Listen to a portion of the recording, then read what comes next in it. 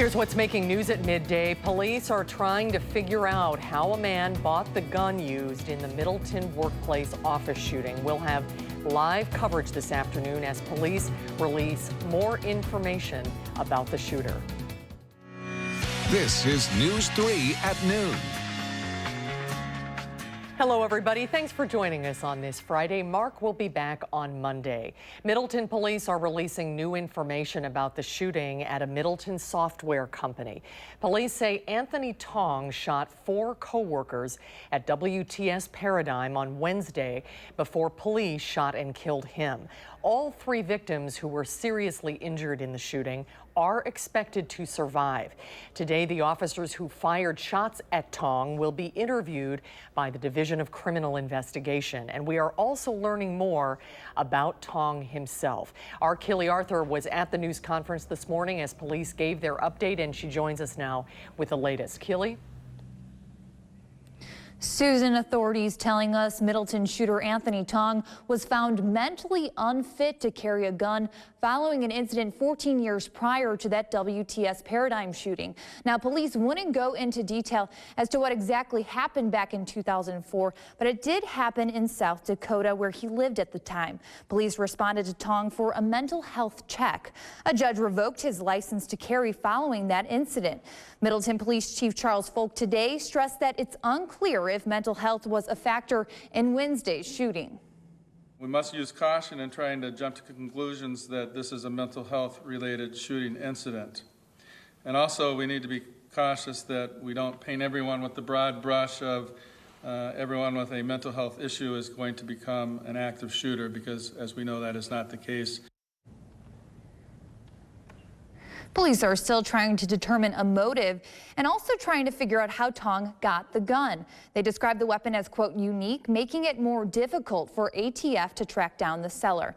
And the 2 Middleton officers and 2 Dane County deputies who shot and killed Tong are being investigated by Department of Criminal Investigation's interview today, which is standard protocol, Susan, and their information should be released this afternoon. We will be sure to share that information once it is made public on our website, channel3000.com. Kelly Arthur reporting live. Kelly, thank you.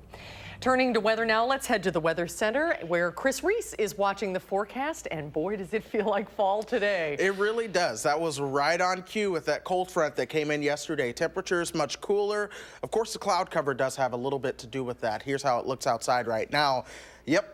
Been the same way all morning after that rain got on out of here. A lot of those low clouds will stick around, but that rain is long gone, pushing through Illinois and into the Ohio Valley now. A lot of that from the cold front fell apart, and some of that heavier rain is now over Oklahoma and Texas. Temperatures are in the low 60s at 63, dew points at 50 though, so that's a testament of the drier air coming back into the picture, and we will continue to watch those dew points drop later on. Temperatures are a bit cooler to the north and west where we see those lower dew points, but winds are kicking up as well. If you haven't stepped outside, it's been pretty gusty out there. That's ushering in a lot of that drier air. So tonight, once those winds relax and that drier air truly gets to take hold, we'll see lows around 40 here in Madison, 30s in some places. I wouldn't be surprised for some patchy frost showing up tomorrow morning, but that's just in time. The first day of autumn does officially happen tomorrow, that equinox at 8:54. And we're going to be a little bit cooler than average, so it's a cooler start to autumn, but I'll have your full forecast for what the first week of autumn will look like coming up in a few minutes. Big change from yesterday. Oh, Here yes, we some go. very big changes. All right, we'll check back in a little while. Thanks, right. Chris. President Trump has come out swinging on behalf of his embattled Supreme Court nominee, Brett Kavanaugh. The president sent a series of tweets today attacking the confirmation proceedings and appearing to cast doubt on Kavanaugh's accuser. Mola Lenghi has the latest from the White House. As negotiations ramp up over whether Dr. Christine Blasey Ford will appear before the Senate Judiciary Committee next week, President Trump let loose with a series of tweets attacking the process. The president zeroing in on the accuser by name, saying if the attack on Dr. Ford was as bad as she says, charges would have been filed with local authorities by either her or her, quote, loving parents, adding, why didn't someone call the FBI 36 years ago? Senate Majority Leader Mitch McConnell reassured Republicans this morning that Brett Kavanaugh will be confirmed. Judge Kavanaugh will be on the United States Supreme Court.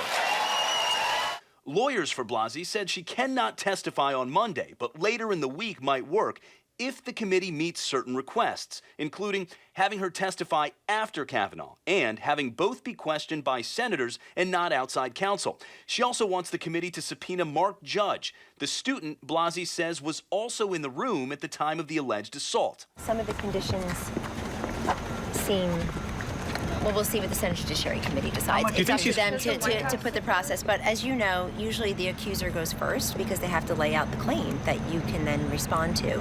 Kavanaugh's alma mater, Georgetown Prep, is taking steps to change the school's image. The school president issued a letter to parents saying it's time to talk bluntly about what respect for others, especially women, means in actions and in words. It's tough to see the caricature by some that we are elitist, privileged, uncaring. Mola Lenghi, CBS News, the White House.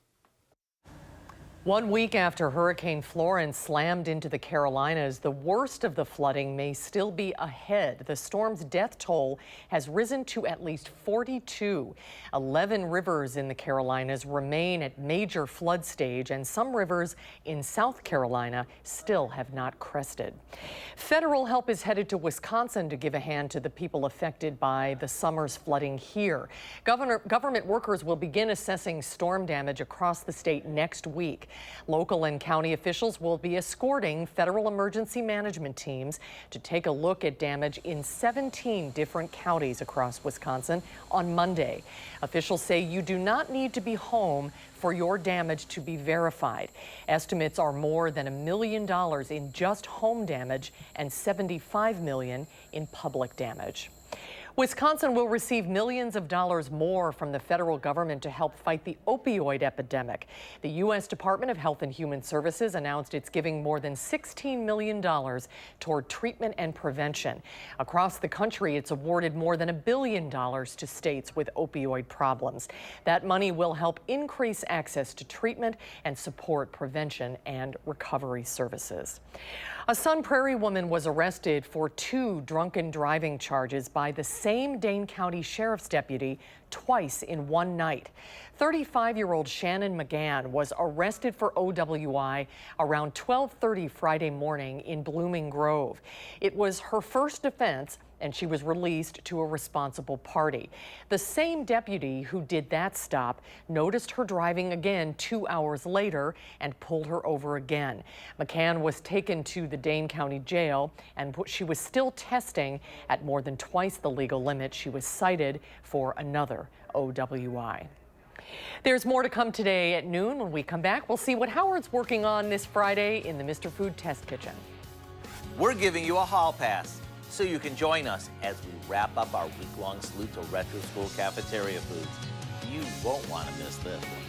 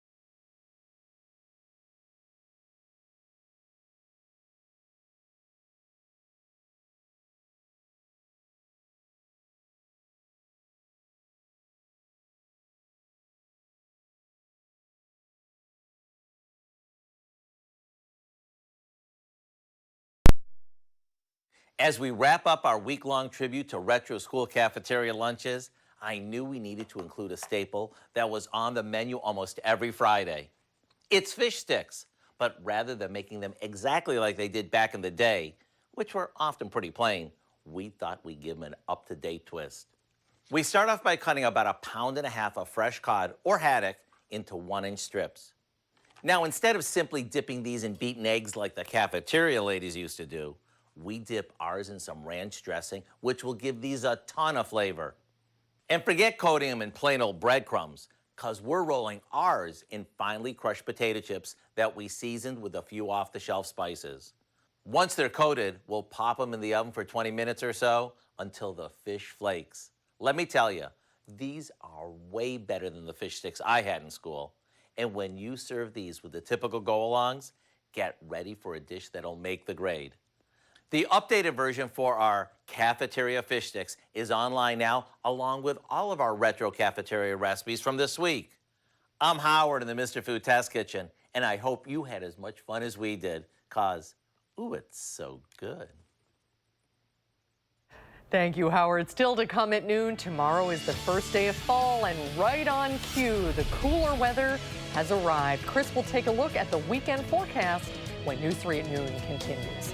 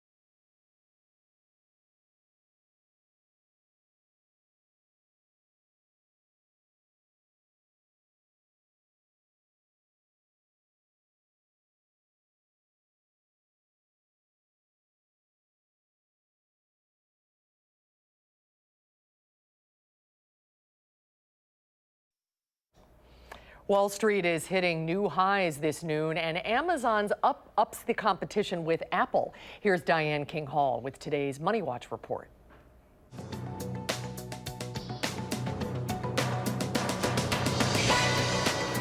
The bulls extended this week's buying binge with stocks moving higher in the early action.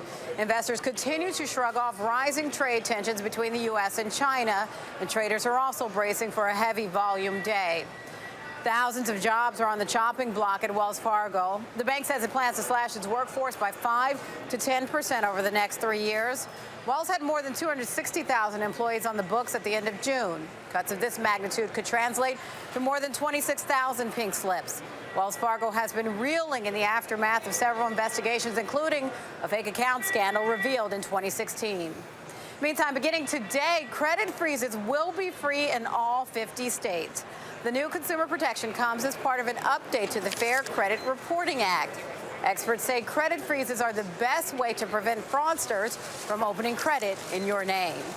And Amazon has unveiled new products that connect its Alexa voice assistant with more devices. In all, Amazon introduced 70 new products at its September event, including a microwave that can be told to defrost or heat, and a talking wall clock that can be directed to set an alarm. And that's your CBS Money Watch report. For more, head to cbsmoneywatch.com. At the New York Stock Exchange, I'm Diane King Hall. Let's see how stocks look at midday. The Dow Jones Industrials are up 74 points. The NASDAQ at this hour is off 13. Pam Jahnke is getting an early start to the weekend. She's off today, but here's how the commodity markets look to wrap up the work week.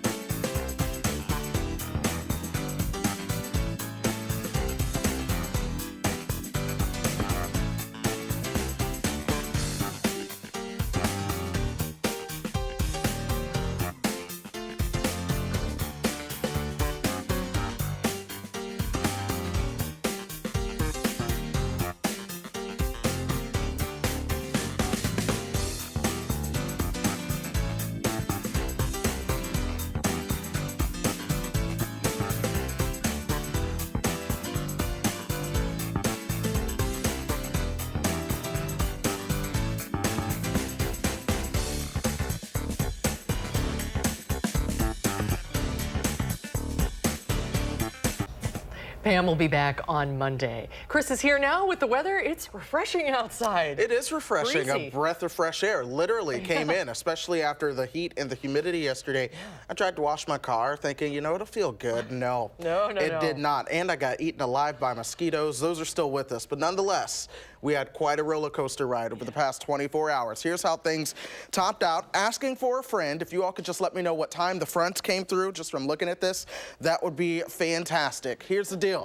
Right around noon, temperatures were at 71, but you see that 14-degree spike to 85 into the afternoon. We get you towards midnight, boom, the temperatures came right on down as that cold front came on through here, and it really did put down a lot of rain in the meantime. In fact, over the past 48 hours, south and west of Madison has really seen a lot in the way of some of that rainfall coming through. But now that the air is a lot drier, we've gotten rid of the rain, most of that as well to our south and east. Check it out. You see a little bit of blue up there in southern Canada. Yes, that is snow mixing in with the rain for our friends to the north. We are not getting that cold yet, so don't hold your breath on that one. We still have at least a month or so before we really start to get into that kind of weather. But that just shows you the nature of this front that came through. Omaha, nearly 30 degrees cooler than they were 24 hours ago. We're 8 degrees cooler here in Madison. But remember, I said a warm front came through first, then we began to cool down. So as we go further through the day, we're going to see this difference begin to increase in terms of that temperature difference. But high pressure coming in from the north, that's going to allow things to stay cool this weekend. Once that gets to our south and east, though, we'll see winds turning a little bit out of the south. That's going to help warm us up. Let's go ahead and show you that. This afternoon is pretty cool with the northwesterly wind. Overnight, those winds will stay northerly but relax. That's when temperatures will be their coolest, right around 40 degrees. Some mid-30s and low 30s will likely show up to our north. Into Saturday, they're turned out of the south, though, and that's where things are going to be a little bit warmer. And that's going to be a part of a warming trend for Sunday into Monday before the next cold front comes on through here. And that's where temperatures begin to to relax as we go through the rest of the week. But these cooler temperatures and that dry air is a perfect recipe for the leaves to begin turning. So already on our fall color report, we're starting to see at least 5 different counties showing about 50% in terms of leaf color there, upwards of 60 to 75% in Douglas County. But here in Madison, we're not seeing any major turning of the leaves yet, but it is patchy. Nonetheless, we go another 3 to 5 weeks or so, and that's when we'll begin to see our leaf colors peak. So yes, fall is here, right on cue. This afternoon is a sign of that, with temperatures right around 64 degrees, much cooler than we saw yesterday, and I do think that's a welcome change. We are staying cool through the weekend. As we get into Monday and Tuesday, that's when our next rain chance does come into the picture. But temperatures will stay again on the cool side as we go through the next 5 to 10 days here. In fact, by the time we get you towards Saturday and Sunday of next weekend, we're talking a struggle to get out of the 50s with lows in the 30s and 40s again for a lot of us. And I've been looking at our pattern. A lot of cold air in Canada is being on the move. And so I do think we could potentially see our first frost threat as we go through the next 2 to 3 weeks here. That'll be good to get rid of the mosquitoes. That's right. That's very true. It's about that time. All right. Thanks a lot, Chris. My pleasure. There's more to come at noon. When we come back, they are celebrating in Cleveland. The Cleveland Browns won a football game, celebrating a victory 635 days in the making, when News 3 at noon continues.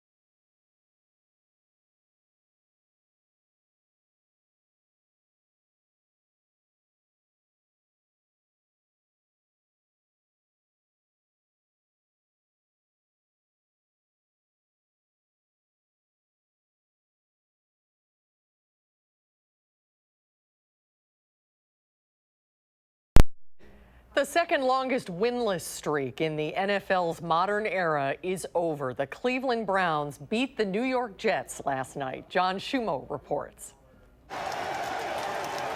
When you are the Cleveland Browns, winning a game feels like winning the Super Bowl. For the first time in 635 days, Browns fans celebrated a victory. The hero, rookie quarterback Baker Mayfield. The best part about it was that we were here at home. You know, you got to feel the energy of the crowd, how badly they wanted it as well. The #1 pick in this year's draft replaced injured starting quarterback Tyrod Taylor and led the Browns on 4 scoring drives. Cleveland's 19-game winless streak ended with a 21-17 victory over the New York Jets. Go Browns. Go Browns. Obviously, it's been a long time since we stood up here as a winner. In bars throughout Cleveland, the faithful partied for the first time since 2016. Budweiser had stocked and locked refrigerators around Cleveland, a promotional event that ended with the Browns' win. Breathtaking. Finally, we got a win. One win and counting. John Schumo, CBS News, New York. And Wisconsin's very own Joe Schobert sealed the Browns' first win with an interception late in the 4th quarter. The Browns look to make it 2 in a row when they travel to Oakland next week to take on the winless Raiders.